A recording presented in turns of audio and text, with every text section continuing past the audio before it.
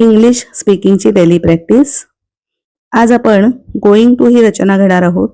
जी रचना आहे वर्तमानकाळी पण अर्थ मात्र भविष्यकाळी सूचित केला जातो. मी जाणार आहे. मी जाणार आहे. I am going to go. I am going to go. I am going to go. तुम्ही माझ्याबरोबर म्हणताय 3 वेळा. तो गाणार आहे. तो गाणार आहे. He is going to sing. He is going to sing. He is going to sing. ती नृत्य करणार आहे. ती नृत्य करणार आहे. She is going to dance. She is going to dance.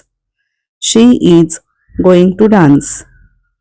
ते एकवचनी सर्वनाम घेतोय आपण. ते पळणार आहे.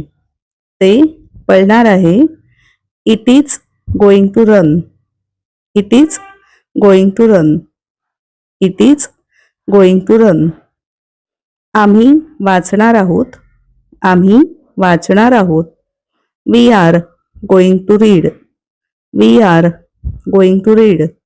We are going to read. तुम्ही लिहिणार आहात.